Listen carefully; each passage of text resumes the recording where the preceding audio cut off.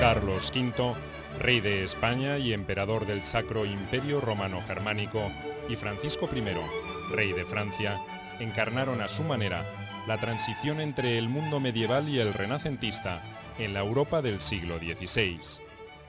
Parco y piadoso uno, veleidoso y frívolo el otro. Ambos fueron testigos y protagonistas principales de uno de los procesos de cambio más importantes en la historia de la humanidad, pero nunca lograron complementarse y conciliar sus intereses.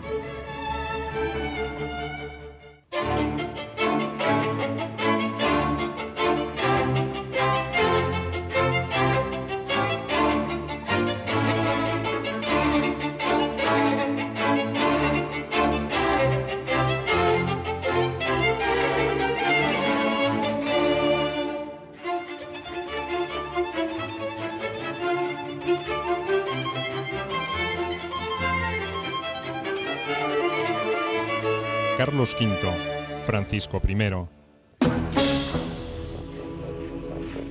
Durante 26 años se enfrentaron en guerras que consumieron enormes cantidades de recursos humanos y materiales, sin que uno pudiera predominar sobre el otro. Dos poderosas voluntades que se anularon mutuamente y condicionaron en forma decisiva el destino de sus reinos. Carlos V y Francisco I son dos reyes rivales por excelencia. En el concepto de vidas cruzadas quizás no hay ninguna pareja que represente mejor este concepto de confrontación directa, política, militar, que les persiguió a lo largo de toda su vida. Dos reyes que se pasaron la vida mirándose el uno al otro y efectivamente enfrentados en una rivalidad que tuvo mucho ciertamente de personal. Una rivalidad que en lo político se desarrolló fundamentalmente en función de dos cuestiones, que fueron una, la propia elección del imperio, para la que ahí se impuso Carlos V y se impuso sobre la base de contar con la cobertura económica de la banca alemana, que fue la que puso el dinero, y con ese dinero eso le permitió efectivamente poder ser el candidato elegido frente a Francisco I. Francisco de Angulema, coronado como Francisco I a la muerte de Luis XII de Francia en 1515, fue el primero en aparecer cronológicamente en las páginas de la historia. Nació en Cognac el 12 de septiembre de 1494, hijo de Carlos de Valois y de Luisa de Saboya.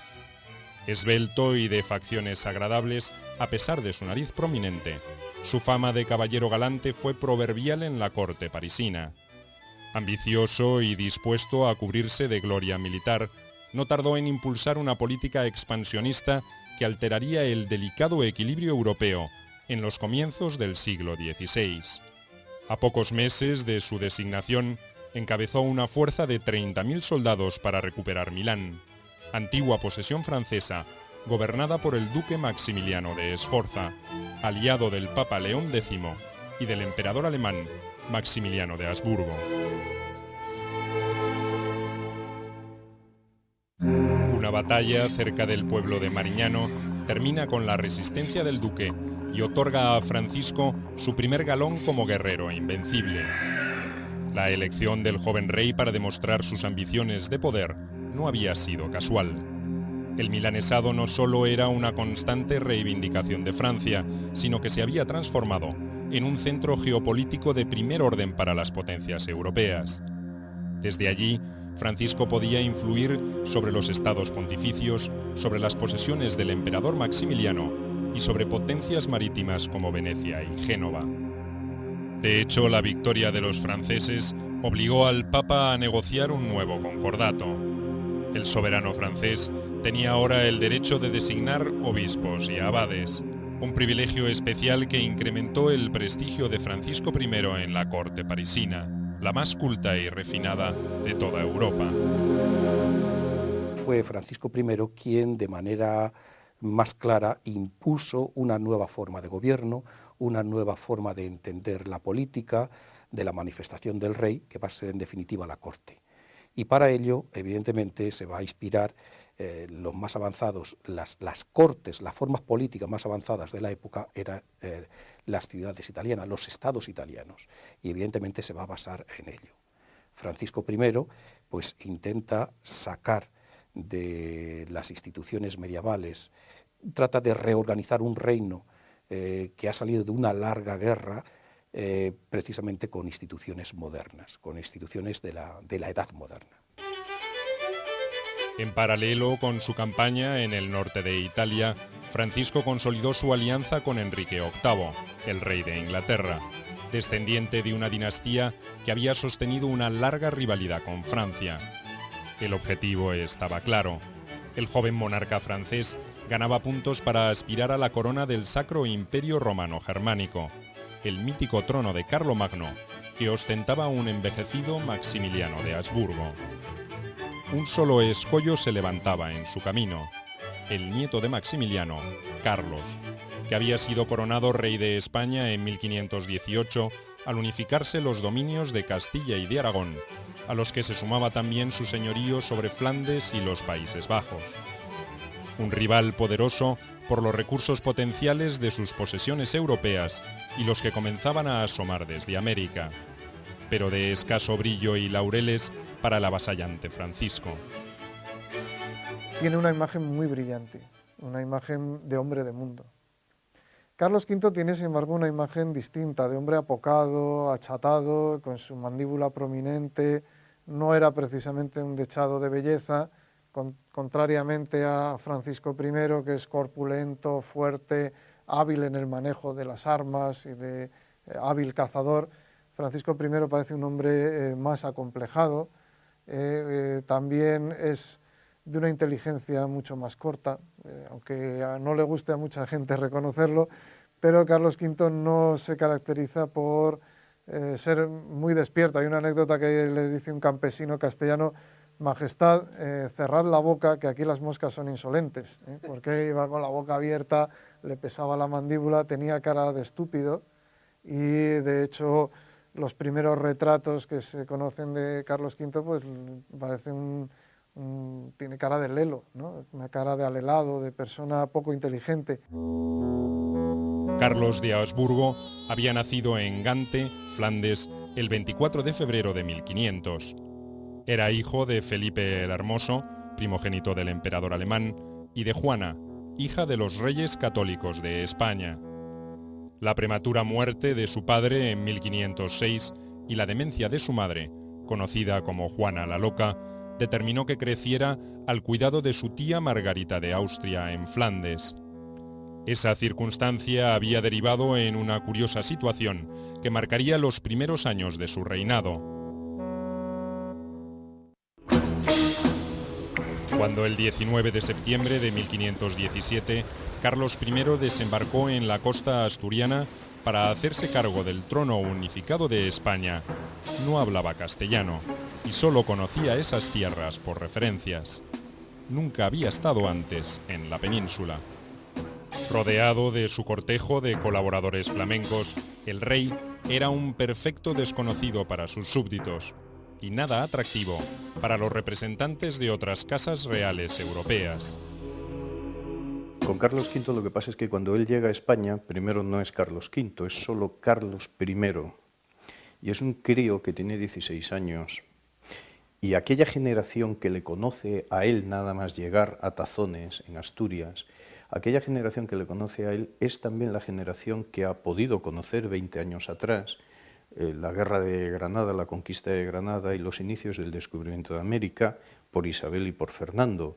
De tal manera que un personaje que tuviera 50 o 60 años, cuando Carlos I, cuando este nuevo rey extranjero llega a la península ibérica, no puede imaginar, vamos, es más, todo lo que tiene, todos los elementos de juicio que tiene para juzgar a aquel recién llegado, es que aquello no tiene ni pies ni cabeza. Carlos era de una complexión robusta, pero algo tosca, y un defecto en su mandíbula inferior le quitaba energía a su semblante. Ese problema dificultaba su dicción y quizá por esa razón era parco y circunspecto. La antítesis de su futuro enemigo, Francisco I, y no solo en el aspecto físico. Carlos había sido educado en la estricta observancia de sus deberes religiosos y mundanos por Adriano de Utrecht, un sacerdote sencillo, inclinado a la piedad, que contra su voluntad sería elegido papa años después. El futuro rey también recibiría la influencia de una corte borgoñona, adicta al protocolo ceremonioso y a un boato propio de otro siglo. De allí provendría también su afición por las tradiciones caballerescas, como la restitución de la Orden del Toisón de Oro, fundada por su antepasado Felipe el Bueno en 1429. En ese sentido, Carlos I aparece como un anacrónico caballero medieval frente al espíritu renacentista que ostenta su rival, Francisco I. Como contrapartida, también recibirá lecciones de realismo político de Guillermo de Croix, señor de Chèvres, un consejero ambicioso y corrupto que guiará sus pasos hasta su muerte en 1521. En el caso de Carlos V, es una persona educada muy en el humanismo cristiano, muy, diríamos, intransigente consigo mismo, poniendo en práctica lo que realmente significa el cristianismo y la ética cristiana. Ciertamente es un príncipe del Renacimiento, qué duda cabe. Sin embargo, se ha dicho que tiene mucho de medieval. En realidad, lo único que hace es aspirar y ser educado dentro del humanismo de Flandes, que el humanismo de Flandes es el más radical, mucho más, por supuesto, que el que existía en Italia, y mucho más religioso y teológico. Y eso se observa en su austeridad, tanto en los palacios. Se retira a Yuste, que es un convento miserable, donde educa a sus hijos. Solo hay que ir a Arévalo, a Tordesillas, y se observa en qué condiciones vivían sus hijos, que eran los dueños del mundo, y realmente cómo fue su vida. En el caso de Francisco I también es un príncipe humanista, pero el humanismo es educado, o al menos aspira a ser un humanismo italiano, mucho menos, diría, religioso, un cristianismo entendido de manera, o un humanismo cristiano entendido de manera más laxa. El flamante rey de España se encontraba librando una dura batalla contra los prejuicios, contra las acusaciones de corrupción y privilegio hacia sus consejeros y contra su propio desconocimiento de las costumbres del país, cuando recibió la noticia de la muerte del emperador. Maximiliano había fallecido el 12 de enero de 1519, y según un procedimiento muy antiguo, la elección del sucesor estaría a cargo de 7 grandes príncipes electores alemanes.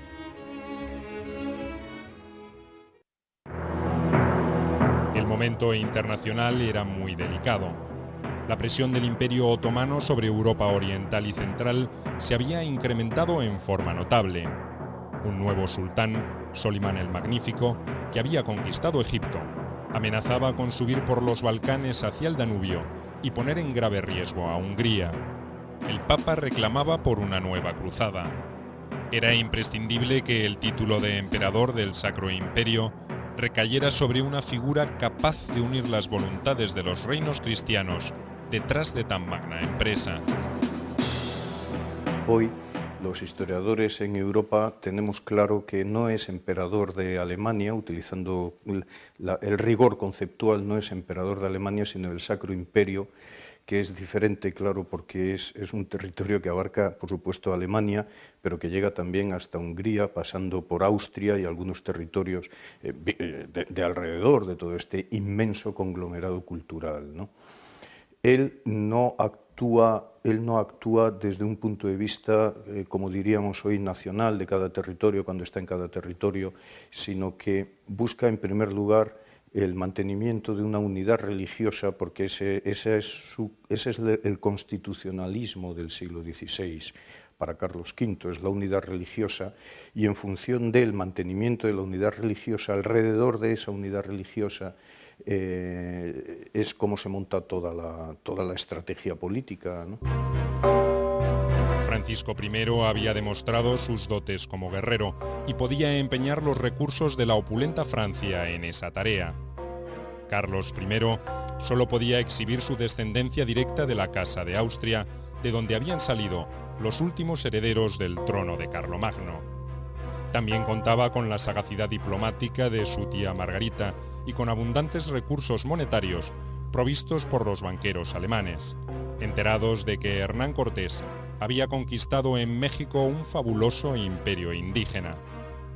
El origen alemán, los regalos recibidos por los electores y el visto bueno del Papa León X, que a último momento cambió de parecer, resolvieron la cuestión.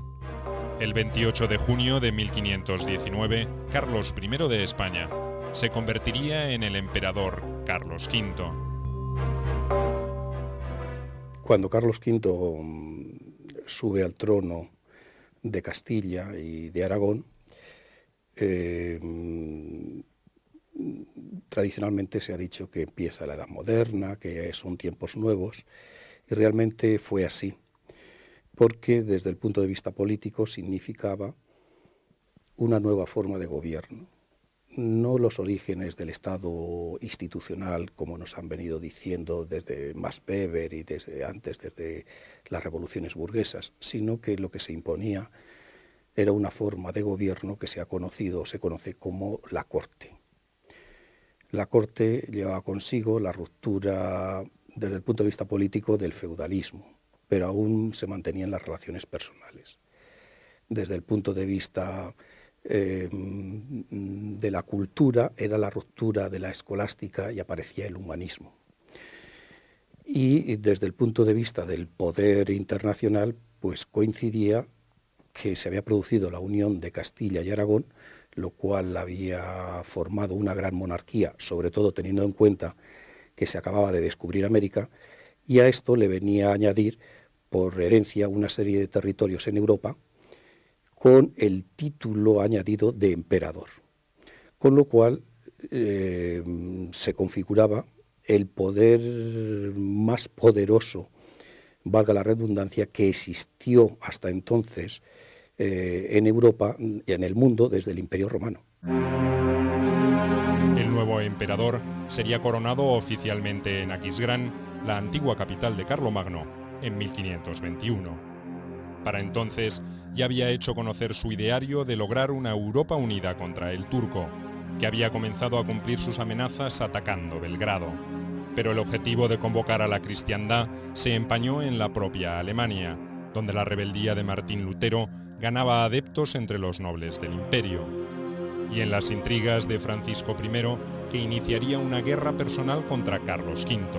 El rey francés nunca olvidaría la afrenta infligida por los electores para emperador, pese a que sus embajadores no habían dejado recursos sin utilizar para evitar que Carlos V fuera el elegido. Desde recordar la débil condición mental de su madre,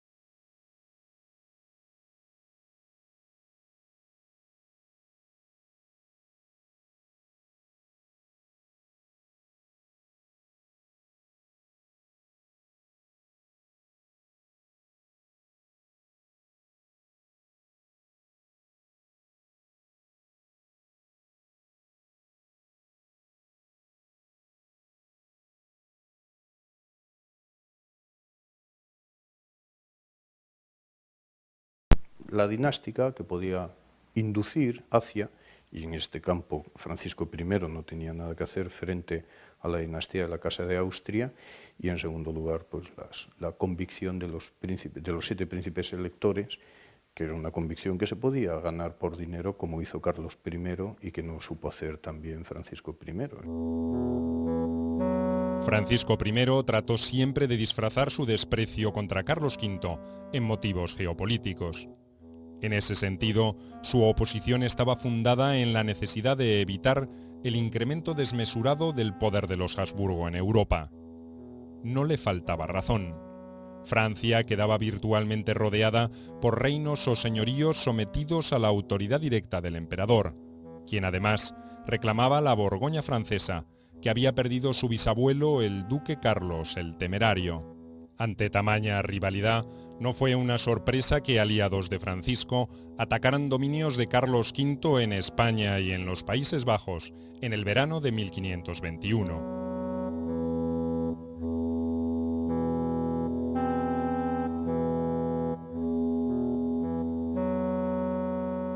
Aunque en forma tardía, era evidente que estas incursiones pretendían aprovechar el estado de conmoción interna en España, luego de la rebelión de los comuneros de Castilla. Los recortes en los privilegios de que gozaba la nobleza castellana habían provocado alzamientos contra los delegados dejados por Carlos, mientras él se ceñía a la corona imperial. En realidad, a nivel europeo, en un principio, casi toda Europa se alineó a favor de Carlos V, por una sencilla razón, porque a pesar de tener grandes territorios territorios muy extensos, eran más débiles que el rey de Francia. Y exceptuando el papado, que siempre o casi siempre estuvo a favor de Francia, precisamente porque si el emperador dominaba Italia desde el punto de vista político, pues el Papa no tendría ningún poder. Y debemos tener en cuenta que el papado sí es una entidad, una institución espiritual o con jurisdicción espiritual, pero también era un señor temporal. Y por lo tanto estaba temiendo perder su influencia en Italia y favorecer a Francia. Digo que exceptuando algunos territorios, algunas ciudades italianas, Venecia, Florencia, Siena y el papado, en general el resto de monarquías o principados europeos estaban de acuerdo con Carlos V. Carlos V, en defensa de su nuevo y flamante objetivo de evitar rencillas entre los príncipes cristianos, intentó disuadir a Francisco de adoptar posiciones intransigentes. No lo consiguió, y la guerra se hizo inevitable. El emperador no había podido impedir el conflicto, pero logró firmar una alianza secreta con el escurridizo papa León X. La condena al disidente Lutero fue el precio pagado para que los tercios españoles, acantonados en Nápoles, pudieran atravesar los estados pontificios y atacar a las tropas francesas en Milán. En noviembre de 1521, Francisco I perdía nuevamente el milanesado y la estima del rey inglés Enrique VIII, quien se apresuró a firmar también una alianza con el emperador después de ese traspié. El juego parecía definido cuando se produjo la inesperada muerte del Papa en diciembre de 1521.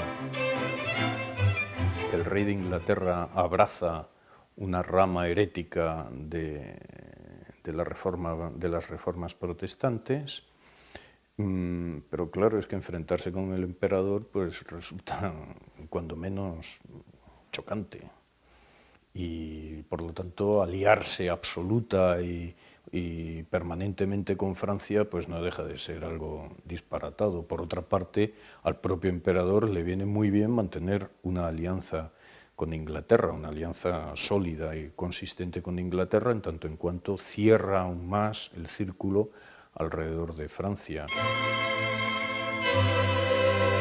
La muerte de León X abrió una sucesión peligrosa para Carlos V. Su embajador recibió la instrucción de impedir por todos los medios que resultara elegido un cardenal que simpatizara con la causa francesa. Pero su representante fue mucho más allá. Logró que Adriano de Utrecht, el antiguo preceptor del emperador, fuera designado sumo pontífice. Era por entonces el regente de Castilla. Cuando llegó la noticia de su elección, se apresuró a viajar a Roma, sin esperar el retorno de Carlos V. No quería dar al mundo la sensación de que el Papa era un subordinado del emperador, y en realidad no lo sería. Adriano VI se declaró neutral ante el conflicto, y recién a fines de 1522 aceptó integrar una alianza antifrancesa junto al emperador, a Venecia y a Inglaterra. Francia volvía a quedar en jaque ante semejante coalición de fuerzas, pero resistió. La ofensiva anglo-flamenca por el norte, cuyo objetivo era París, fracasó, igual que el intento del ejército imperial de penetrar en territorio francés por Navarra. Carlos V se concentró entonces en recuperar Fuenterrabía, que las tropas de Francisco habían tomado cuando comenzaron las hostilidades. Los monarcas españoles justificaban su política en la defensa del cristianismo, o del catolicismo, con la ruptura después del surgimiento de Lutero y la aparición de confesiones con la defensa de la confesión católica. Pero era una confesión católica que estaba de acuerdo con los intereses de Roma. Con los intereses de la monarquía española, y no siempre coincidían con los intereses de Roma. Evidentemente que el dogma de la religión estaban de acuerdo, eso es evidente. Igual que Francia, pues también estaba de acuerdo, el rey cristianismo estaba de acuerdo. Pero las interpretaciones que podían dar lugar, o incluso la puesta en práctica de todas esas teorías que justificaban la defensa del cristianismo, pues no siempre estaban de acuerdo con Roma. La guerra tal vez se habría detenido en aquel momento, pero el 26 de octubre de 1524, Francisco I, al mando de un poderoso ejército, volvió a atacar Milán. Adriano VI había muerto y el nuevo papa, Clemente VII, abandonó presuroso su alianza con Carlos V para sumarse al bando francés. Venecia hizo lo propio. Todo volvía a empezar, aunque con algunas ventajas para el imperio. Soldados imperiales al mando de uno de sus mejores jefes, Antonio de Leiva, resistía en Pavía. Pero las arcas estaban exhaustas después del esfuerzo bélico frustrado, y Carlos V no tenía muchas posibilidades de iniciar una nueva campaña para auxiliar a los sitiados. La situación se tornó desesperada hasta que llegó la solución como un verdadero regalo del cielo, justo en el día que el emperador cumplía 25 años. Los franceses se entretuvieron en Pavía más de la cuenta y dieron tiempo a los generales imperiales a reorganizarse y contraatacar. Contra todo pronóstico, las tropas de Francisco I, tomadas entre dos fuegos, se dispersaron. Francisco I tuvo que rendirse y fue hecho prisionero. Semejante resultado presuponía el fin de la guerra y de las preocupaciones para Carlos V. Ahora no tendría escollos para concretar su objetivo de unir Europa en una cruzada contra los otomanos y contra los disidentes luteranos. Pero antes tenía que cerrar el capítulo francés.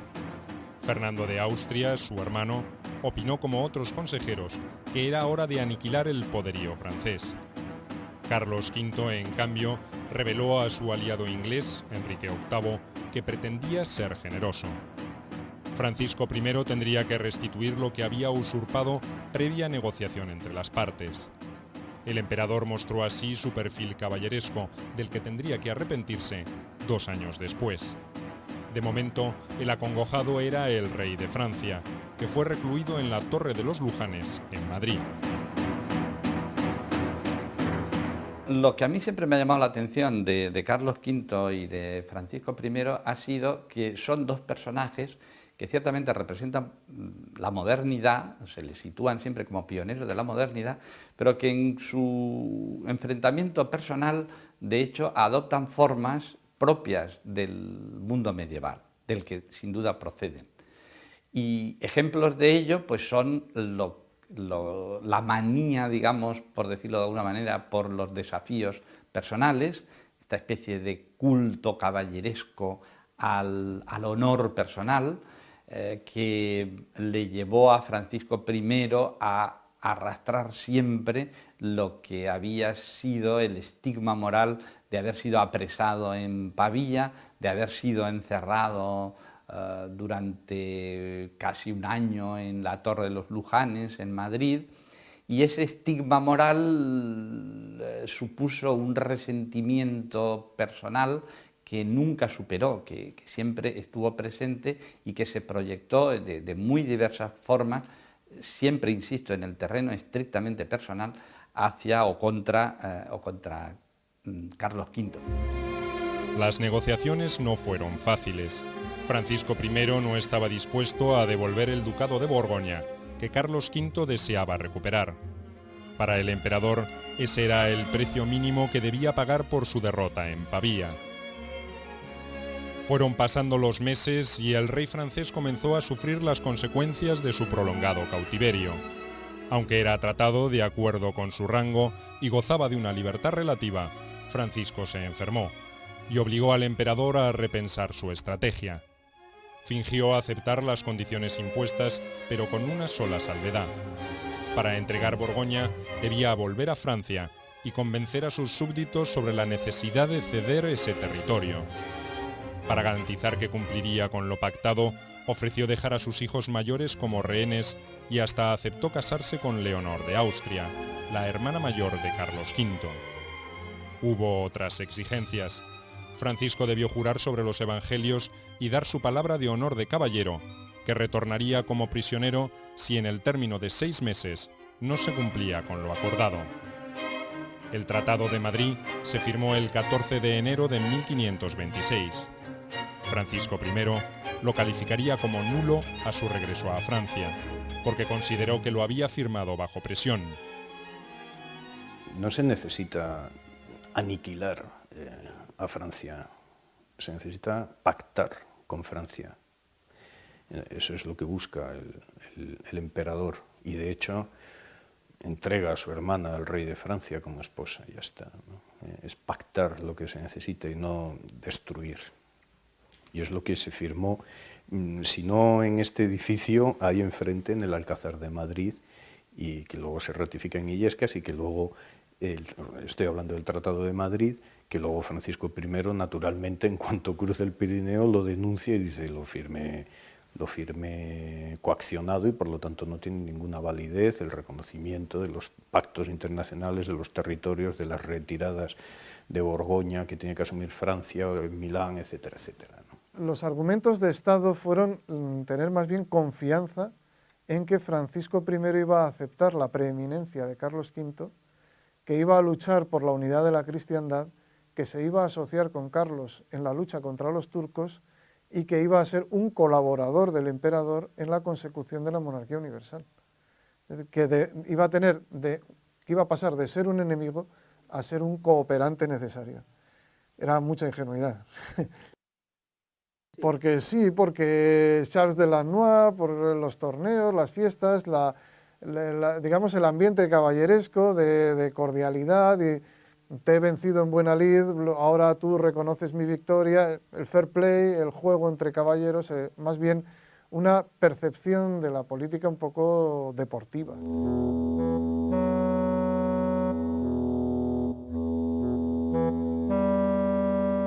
Francisco I retornará a su reino con ansias de revancha.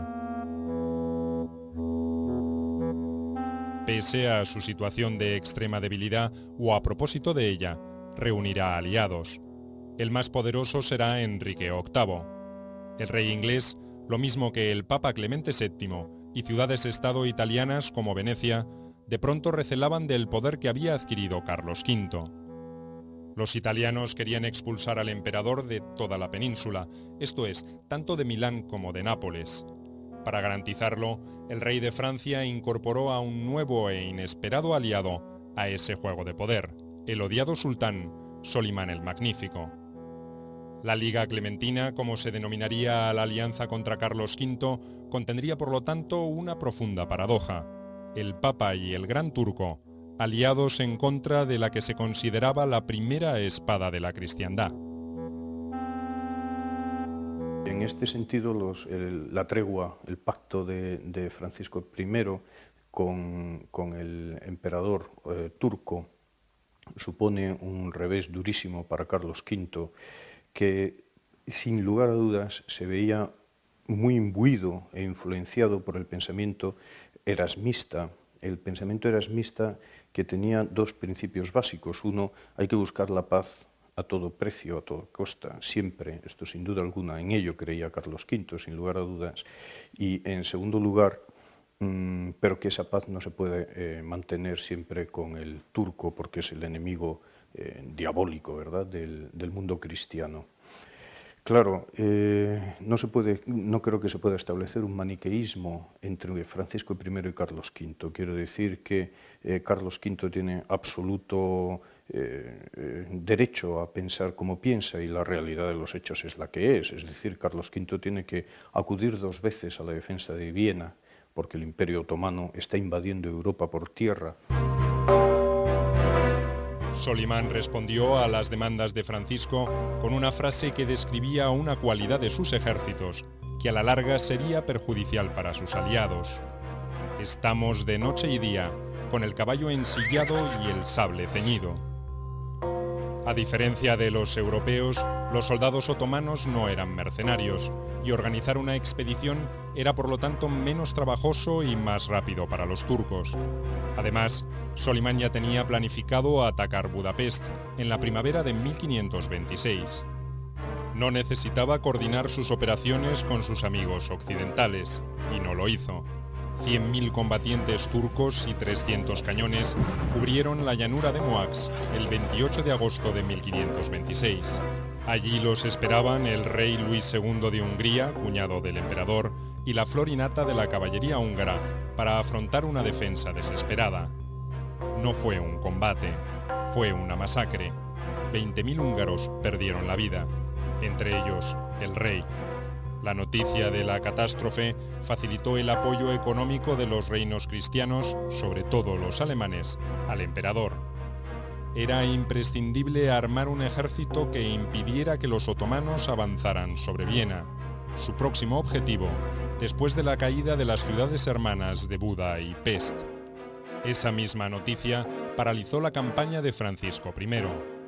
Consciente de la enormidad de lo ocurrido, el rey sabía que sería acusado por la sangre cristiana derramada en Moax y resolvió postergar cualquier operación hasta que los ánimos se aquietaran.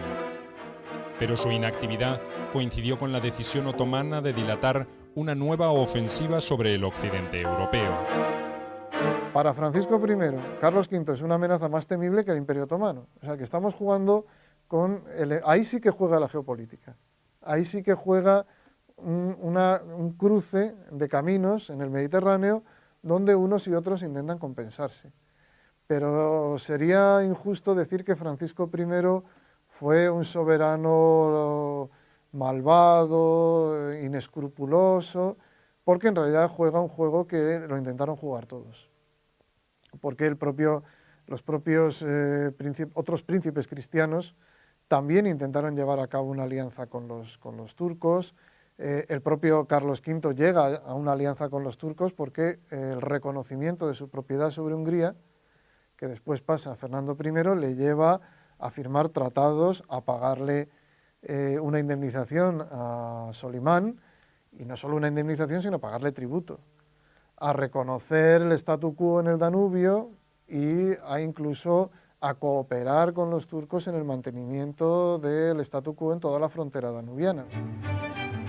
La tregua inesperada en las operaciones dejó al ejército imperial organizado para defender Viena en óptimas condiciones para operar en Italia. Eso fue lo que hizo su jefe, el duque de Borbón. Reforzado con mercenarios alemanes luteranos, el duque volvió a apoderarse de Milán antes de seguir hacia el sur. La intención era presionar a Clemente VII, cabeza de la Liga Clementina. Las opulentas ciudades italianas eran una tentación excesiva ante un ejército mercenario con atrasos crónicos. El deseo de saqueo crecía a medida que los soldados se aproximaban a Roma, y frente a sus cúpulas estalló la tempestad. El Papa quiso regatear el rescate de 300.000 ducados, exigido por los jefes imperiales para respetar la ciudad, y su actitud provocó el asalto definitivo. Si la situación siempre fue difícil, empeoró al perecer en el asalto el jefe imperial. La muerte del duque de Borbón unió el ansia de venganza a la codicia del botín. Roma quedó a merced de un ejército de desaforados que violaron mujeres, mataron sin piedad, profanaron iglesias y robaron todo objeto de valor. El saqueo de Roma se convirtió en el prototipo del bárbaro pillaje de una ciudad. Clemente VII, despavorido, logró refugiarse en el castillo de Sant'Angelo. Una nueva paradoja acababa de consumarse. un papa aliado con los infieles para atacar al máximo príncipe cristiano, y el emperador de los romanos, el otro nombre con que se le conocía a Carlos, permitiendo que sus soldados saquearan la ciudad eterna. Lo que siguió no fue muy diferente. Carlos V mantuvo prisionero al Papa en su castillo mientras Francisco I enviaba al pontífice recursos militares que no alcanzaron ningún éxito significativo. Al contrario, casi concluyen en un desastre. Naturalmente, la unidad religiosa está determinada por preceptos divinos, interpretados en ocasiones por los seres humanos. Cuando el Papa comete errores en esa interpretación como ser humano, más que como delegado de Dios, como vicario de Dios en la tierra, lo que hace el emperador es, aun sin quererlo él personalmente, es que al Papa hay que ponerlo en su sitio de nuevo. Y entonces tiene lugar, por ejemplo, el espantoso saco de Roma, insisto, contra la voluntad, o ante el desconocimiento del hecho por Carlos V, que se le desmadran las tropas, el saco de Roma en 1527, que a su vez luego es, contestado o pacificado aquel saco con la coronación imperial por el propio Clemente VII a Carlos V en Bolonia en 1530. El fracaso de las opciones militares enviadas por el rey de Francia desembocó en un inevitable proceso de paz. Nuevamente fue Margarita de Austria, la tía del emperador, la encargada de las gestiones más delicadas. Enfrente tenía nada menos que a Luisa de Saboya, la madre del rey de Francia.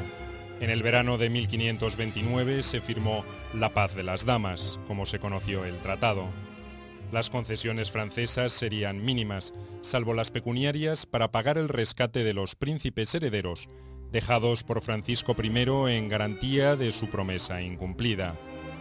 Carlos V, en cambio, renunciaba a su demanda sobre el ducado de Borgoña, que el rey de Francia se había comprometido a devolver. El acuerdo de 1529 fue apenas un nuevo paréntesis en una rivalidad que nunca cesó. Francisco I siguió siempre siendo el aliado sempiterno de los enemigos del emperador. Su aversión a Carlos V lo llevó a tejer nuevas alianzas con el Imperio Otomano, con un Enrique VIII definitivamente enemistado con Roma y hasta con los príncipes luteranos de Alemania. La intriga diplomática, la agresión en las fronteras del imperio, volvieron a desatar las iras de la guerra en 1536.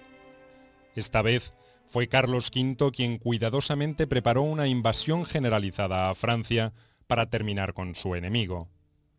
Antes de poner en marcha sus ejércitos, viajó a Roma para intentar ganar la adhesión del Papa Paulo III, una misión imposible. El sumo pontífice se aferró a su neutralidad. El emperador, ofuscado, lanzaría frente a los alelados cardenales un caballeresco desafío a Francisco I. Le ofreció enfrentarse mano a mano, al estilo medieval, para resolver sus diferencias. Por supuesto, esa invitación no fue aceptada y el conflicto tuvo que dirimirse de otra manera. Los ejércitos imperiales se desplegaron en el sur de Francia, asolando sus costas mediterráneas y sus puertos alpinos. Pero ni lograron un éxito destacable, ni terminaron con la rivalidad.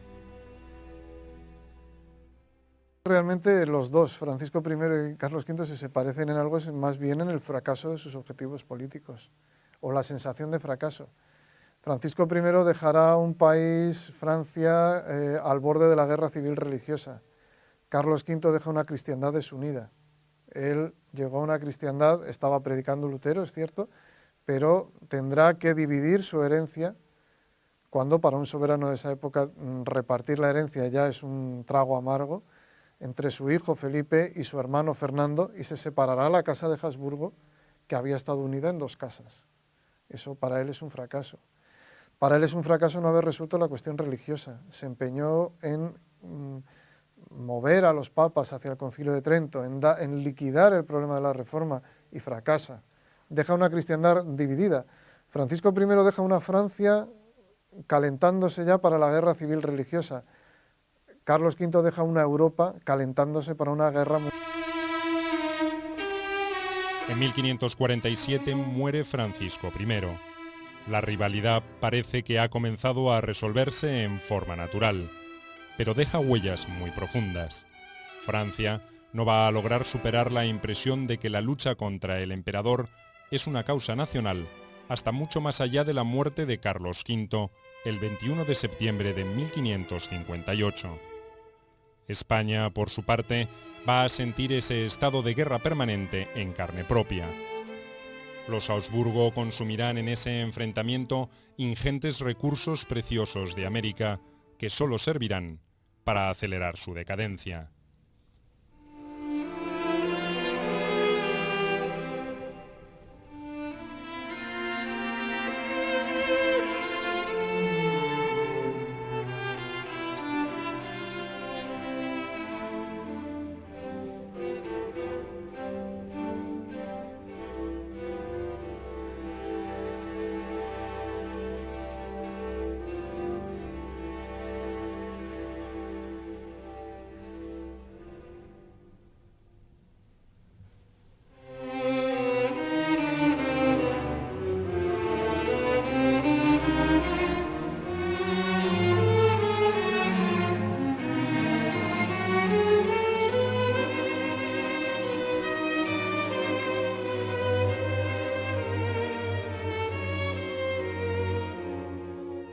Lo que había usurpado previa negociación entre las partes.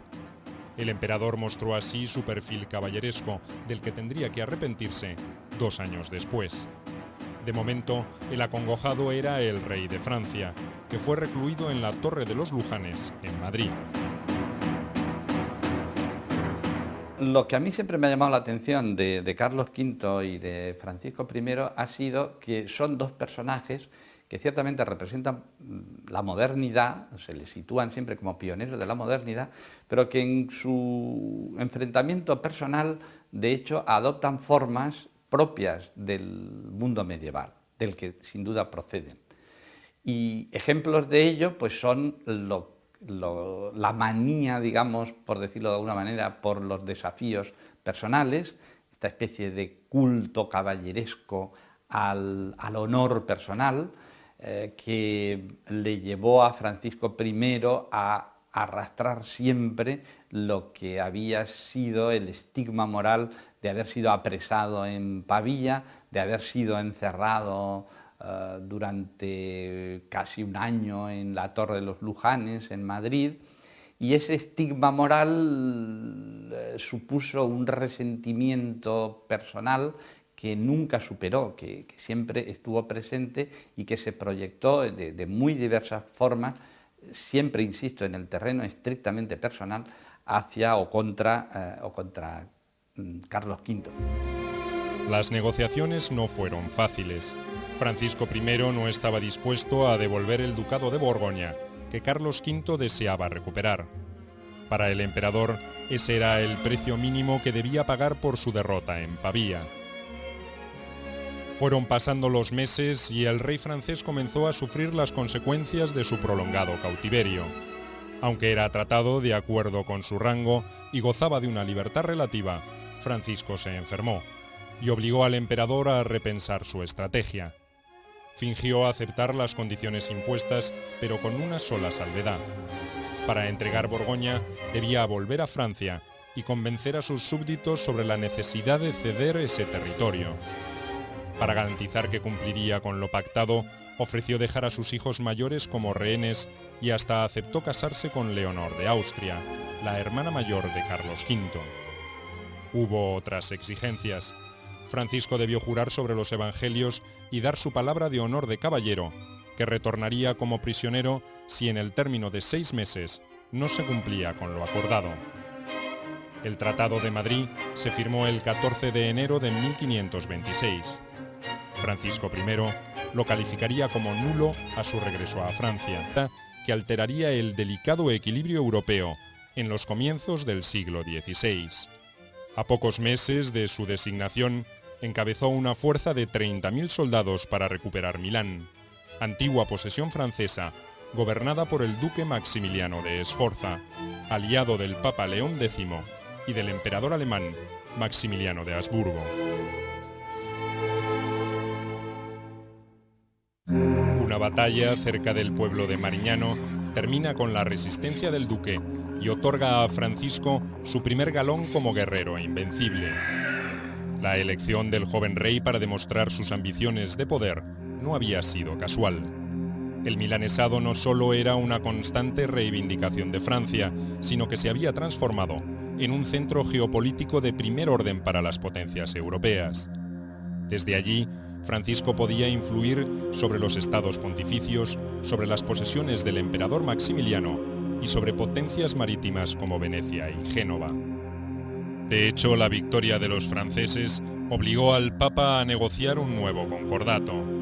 El soberano francés tenía ahora el derecho de designar obispos y abades, un privilegio especial que incrementó el prestigio de Francisco I en la corte parisina, la más culta y refinada de toda Europa. Fue Francisco I quien de manera más clara impuso una nueva forma de gobierno, una nueva forma de entender la política, de la manifestación del rey, que va a ser en definitiva la corte. Y para ello, evidentemente, se va a inspirar los más avanzados, las cortes, las formas políticas más avanzadas de la época eran las ciudades italianas, los estados italianos, y evidentemente se va a basar en ello. Francisco I pues intenta sacar de las instituciones medievales, trata de reorganizar un reino que ha salido de una larga guerra, precisamente con instituciones modernas, con instituciones de la edad moderna. En paralelo con su campaña en el norte de Italia, Francisco consolidó su alianza con Enrique VIII, el rey de Inglaterra, descendiente de una dinastía que había sostenido una larga rivalidad con Francia. El objetivo estaba claro. El joven monarca francés ganaba puntos para aspirar a la corona del Sacro Imperio Romano Germánico, el mítico trono de Carlomagno, que ostentaba un envejecido Maximiliano de Habsburgo. Un solo escollo se levantaba en su camino: el nieto de Maximiliano, Carlos, que había sido coronado rey de España en 1518 al unificarse los dominios de Castilla y de Aragón, a los que se sumaba también su señorío sobre Flandes y los Países Bajos. Un rival podietarán. Pero su inactividad coincidió con la decisión otomana de dilatar una nueva ofensiva sobre el occidente europeo. Para Francisco I, Carlos V es una amenaza más temible que el Imperio Otomano. O sea que estamos jugando con... ahí sí que juega la geopolítica.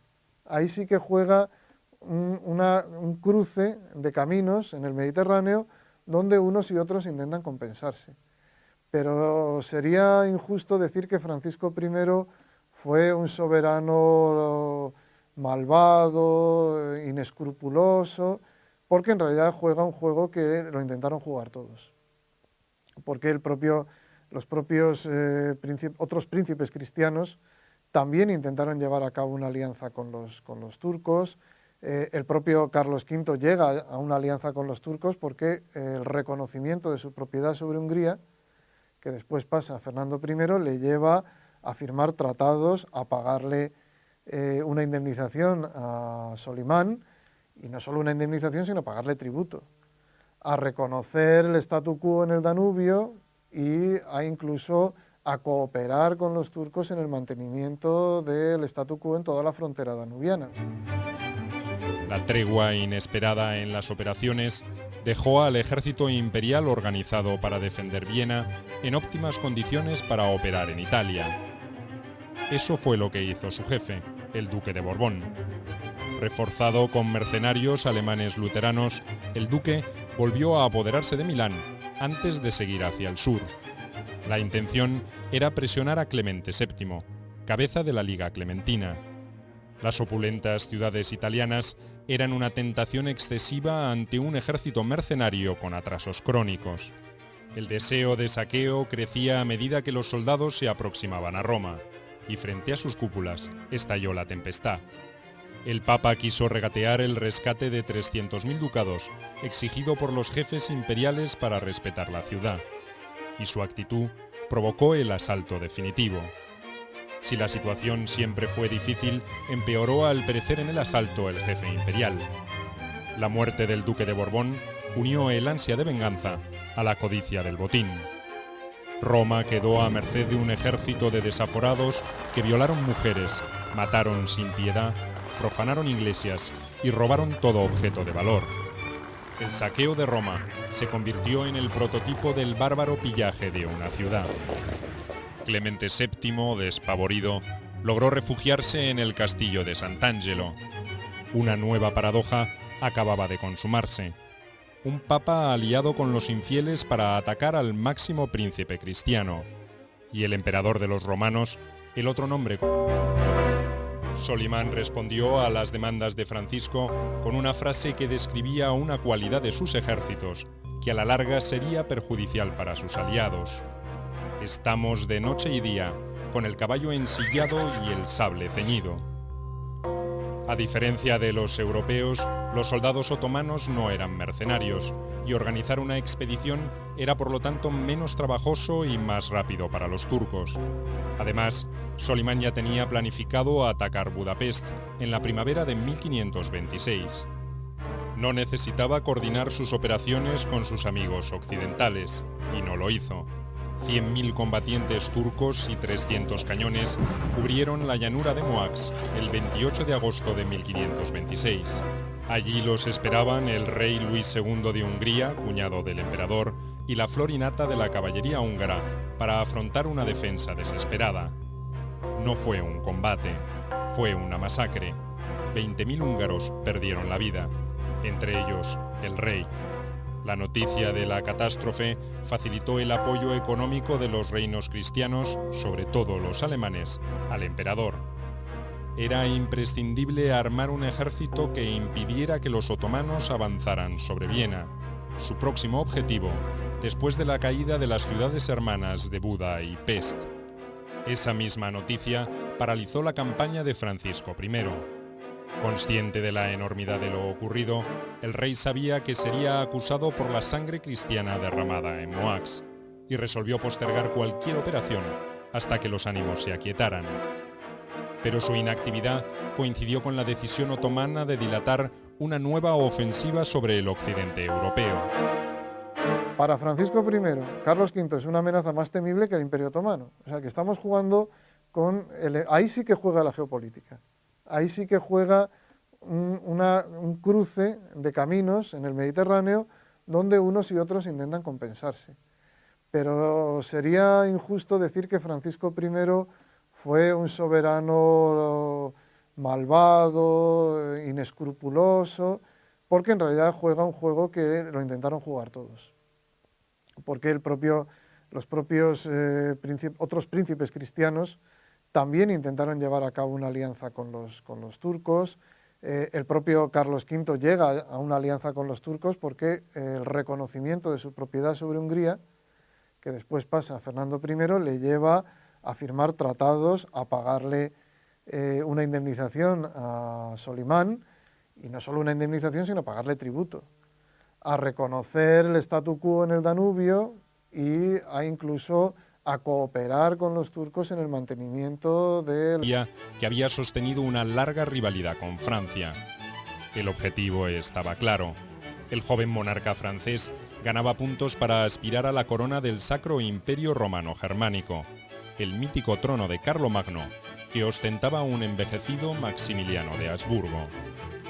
Un solo escollo se levantaba en su camino, el nieto de Maximiliano, Carlos, que había sido coronado rey de España en 1518 al unificarse los dominios de Castilla y de Aragón, a los que se sumaba también su señorío sobre Flandes y los Países Bajos. Un rival poderoso por los recursos potenciales de sus posesiones europeas y los que comenzaban a asomar desde América, pero de escaso brillo y laureles para el avasallante Francisco. Tiene una imagen muy brillante, una imagen de hombre de mundo. Carlos V tiene, sin embargo, una imagen distinta, de hombre apocado, achatado, con su mandíbula prominente. No era precisamente un dechado de belleza, contrariamente a Francisco I, que es corpulento, fuerte, hábil en el manejo de las armas y hábil cazador. Francisco I parece un hombre más acomplejado, también es de una inteligencia mucho más corta, aunque no le guste a mucha gente reconocerlo, pero Carlos V no se caracteriza por ser muy despierto. Hay una anécdota que le dice un campesino castellano: Majestad, cerrad la boca, que aquí las moscas son insolentes, porque iba con la boca abierta, le pesaba la mandíbula, tenía cara de estúpido, y de hecho los primeros retratos que se conocen de Carlos V pues parece tiene cara de lelo, ¿no? Una cara de alelado, de persona poco inteligente. Carlos de Habsburgo había nacido en Gante, Flandes, el 24 de febrero de 1500. Era hijo de Felipe el Hermoso, primogénito del emperador alemán, y de Juana, hija de los reyes católicos de España. La prematura muerte de su padre en 1506 y la demencia de su madre, conocida como Juana la Loca, determinó que creciera al cuidado de su tía Margarita de Austria en Flandes. Esa circunstancia había derivado en una curiosa situación que marcaría los primeros años de su reinado. Cuando el 19 de septiembre de 1517, Carlos I desembarcó en la costa asturiana para hacerse cargo del trono unificado de España, no hablaba castellano y solo conocía esas tierras por referencias. Nunca había estado antes en la península. Rodeado de su cortejo de colaboradores flamencos, el rey era un perfecto desconocido. La guerra de Granada, la conquista de Granada y los inicios del descubrimiento de América por Isabel y por Fernando, de tal manera que un personaje que tuviera 50 o 60 años, cuando Carlos I, cuando este nuevo rey extranjero llega a la península ibérica, no puede imaginar, vamos, es más, todo lo que tiene, todos los elementos de juicio que tiene para juzgar a aquel recién llegado, es que aquello no tiene ni pies ni cabeza. Carlos era de una complexión robusta, pero algo tosca, y un defecto en su mandíbula inferior le quitaba energía a su semblante. Ese problema dificultaba su dicción y quizá por esa razón era parco y circunspecto.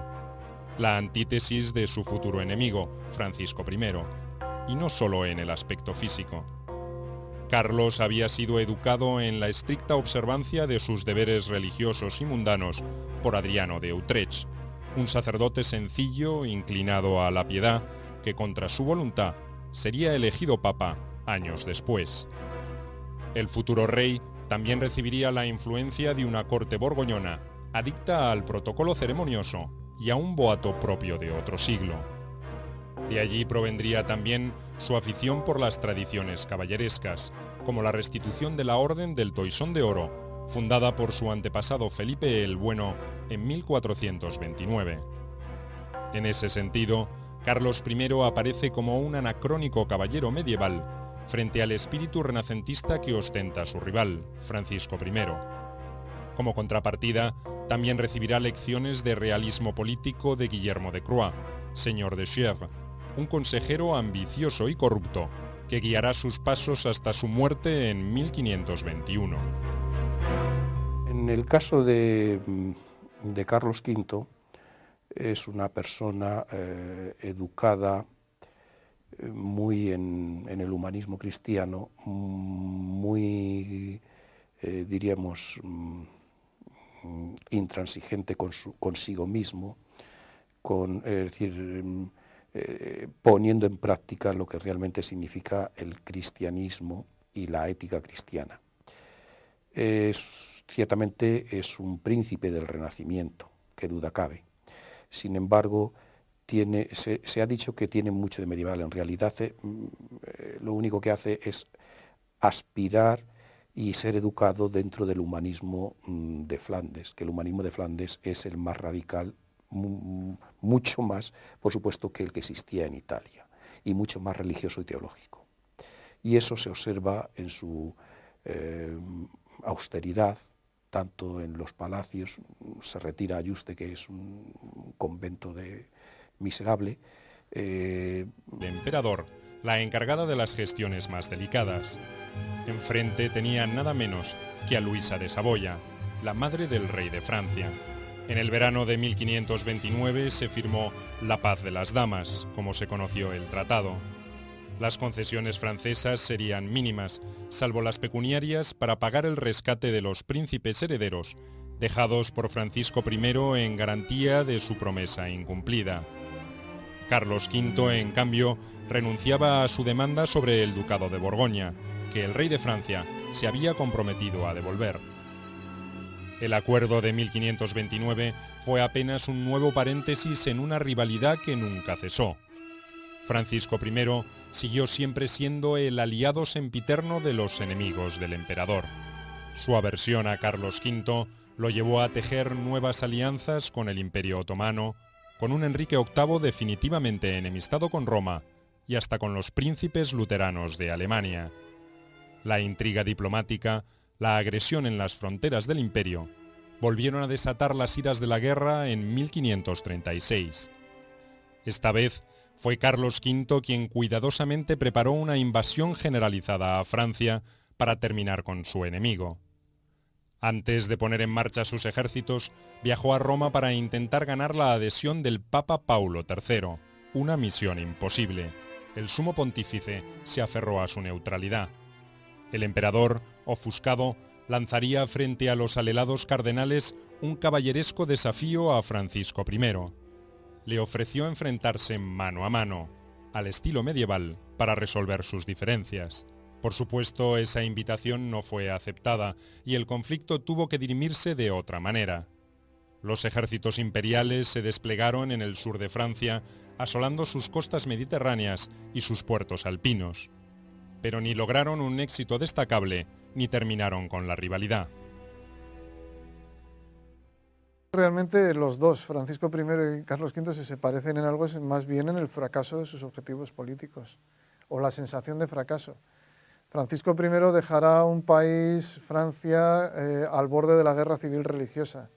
Carlos V deja una cristiandad desunida. Él llegó a una cristiandad, estaba predicando Lutero, es cierto, pero tendrá que dividir su herencia, cuando para un soberano de esa época repartir la herencia ya es un trago amargo, entre su hijo Felipe y su hermano Fernando, y se separará la casa de Habsburgo, que había estado unida en dos casas. Eso para él es un fracaso. Para él es un fracaso no haber resuelto la cuestión religiosa. Se empeñó en mover a los papas hacia el Concilio de Trento, en liquidar el problema de la Reforma, y fracasa. Francisco I retornará a su reino con ansias de revancha. Pese a su situación de extrema debilidad, o a propósito de ella, reunirá aliados. El más poderoso será Enrique VIII. El rey inglés, lo mismo que el Papa Clemente VII y ciudades-estado italianas como Venecia, de pronto recelaban del poder que había adquirido Carlos V. Los italianos querían expulsar al emperador de toda la península, esto es, tanto de Milán como de Nápoles. Para garantizarlo, el rey de Francia incorporó a un nuevo e inesperado aliado a ese juego de poder, el odiado sultán Solimán el Magnífico. La Liga Clementina, como se denominaría a la alianza contra Carlos V, contendría por lo tanto una profunda paradoja. El Papa y el Gran Turco, aliados en contra de la que se consideraba la primera espada de la cristiandad. En este sentido, la tregua, el pacto de Francisco I con el emperador turco supone un revés durísimo para Carlos V, que sin lugar a dudas se veía muy imbuido e influenciado por el pensamiento erasmista. El pensamiento erasmista que tenía dos principios básicos. Uno, hay que buscar la paz a todo precio, a toda costa, siempre. Esto sin duda alguna, en ello creía Carlos V, sin lugar a dudas. Y en segundo lugar, pero que esa paz no se puede mantener siempre con el turco, porque es el enemigo diabólico, ¿verdad?, del mundo cristiano. Claro, no creo que se pueda establecer un maniqueísmo entre Francisco I y Carlos V. Quiero decir que Carlos V tiene absoluto derecho a pensar como piensa y la realidad de los hechos es la que es. Es decir, Carlos V tiene que acudir 2 veces a la defensa de Viena porque el Imperio Otomano está invadiendo Europa por tierra. Solimán respondió a las demandas de Francisco con una frase que describía una cualidad de sus ejércitos que a la larga sería perjudicial para sus aliados. Estamos de noche y día, con el caballo ensillado y el sable ceñido. A diferencia de los europeos, los soldados otomanos no eran mercenarios y organizar una expedición era por lo tanto menos trabajoso y más rápido para los turcos. Además, Solimán ya tenía planificado atacar Budapest en la primavera de 1526. No necesitaba coordinar sus operaciones con sus amigos occidentales, y no lo hizo. 100.000 combatientes turcos y 300 cañones cubrieron la llanura de Moax el 28 de agosto de 1526. Allí los esperaban el futuro rey, también recibiría la influencia de una corte borgoñona, adicta al protocolo ceremonioso y a un boato propio de otro siglo. De allí provendría también su afición por las tradiciones caballerescas, como la restitución de la Orden del Toisón de Oro, fundada por su antepasado Felipe el Bueno en 1429. En ese sentido, Carlos I aparece como un anacrónico caballero medieval frente al espíritu renacentista que ostenta su rival, Francisco I. Como contrapartida, también recibirá lecciones de realismo político de Guillermo de Croix, señor de Chèvres, un consejero ambicioso y corrupto que guiará sus pasos hasta su muerte en 1521.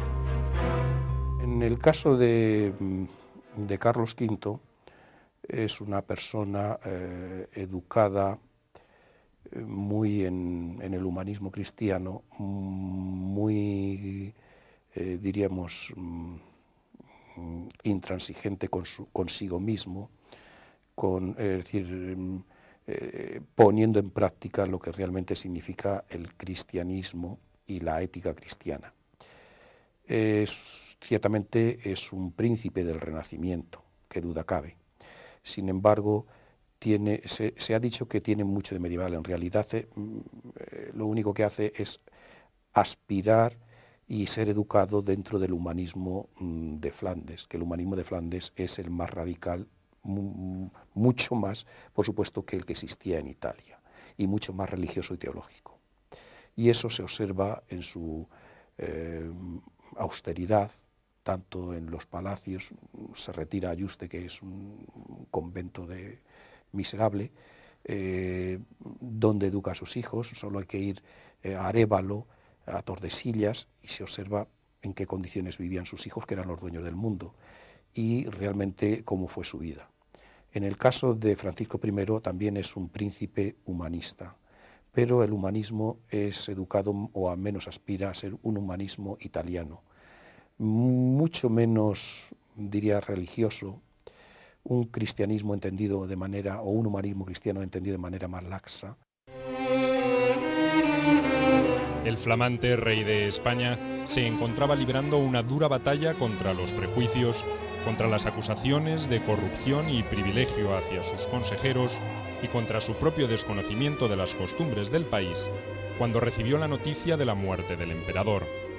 Maximiliano había fallecido el 12 de enero de 1519, y según un procedimiento muy antiguo, la elección del sucesor estaría a cargo de 7 grandes príncipes electores alemanes. En el mantenimiento del statu quo en toda la frontera danubiana. La tregua inesperada en las operaciones dejó al ejército imperial organizado para defender Viena en óptimas condiciones para operar en Italia. Eso fue lo que hizo su jefe, el duque de Borbón. Reforzado con mercenarios alemanes luteranos, el duque volvió a apoderarse de Milán antes de seguir hacia el sur. La intención era presionar a Clemente VII, cabeza de la Liga Clementina. Las opulentas ciudades italianas eran una tentación excesiva ante un ejército mercenario con atrasos crónicos. El deseo de saqueo crecía a medida que los soldados se aproximaban a Roma, y frente a sus cúpulas estalló la tempestad. El Papa quiso regatear el rescate de 300.000 ducados, exigido por los jefes imperiales para respetar la ciudad, y su actitud provocó el asalto definitivo. Si la situación siempre fue difícil, empeoró al perecer en el asalto el jefe imperial. La muerte del duque de Borbón unió el ansia de venganza a la codicia del botín.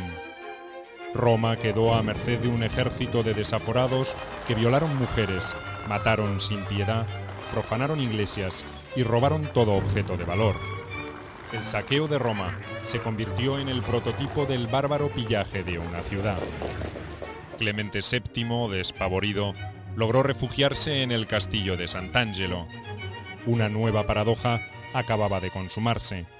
Un papa aliado con los infieles para atacar al máximo príncipe cristiano. Y el emperador de los romanos, el otro nombre con que se le conocía a Carlos, permitiendo que sus soldados saquearan la ciudad eterna. Lo que siguió no fue muy diferente. Carlos V mantuvo prisionero al Papa en su castillo, mientras Francisco I enviaba al pontífice recursos militares que no alcanzaron ningún éxito significativo. Al contrario, casi concluyen en un desastre. Naturalmente, la unidad religiosa está determinada por preceptos divinos, interpretados en ocasiones por los seres humanos. Cuando el Papa comete errores en esa interpretación como ser humano, más que como delegado de Dios, como vicario de Dios en la tierra, lo que hace el emperador es, aun sin quererlo él personalmente, es que al Papa hay que ponerlo en su sitio de nuevo. Y entonces tiene lugar, por ejemplo, el espantoso saco de Roma, insisto, contra la voluntad, o ante el desconocimiento del hecho por Carlos V, que se le desmadran las tropas, el saco de Roma en 1527, que a su vez luego es, digamos, contestado o pacificado aquel saco con la coronación imperial por el propio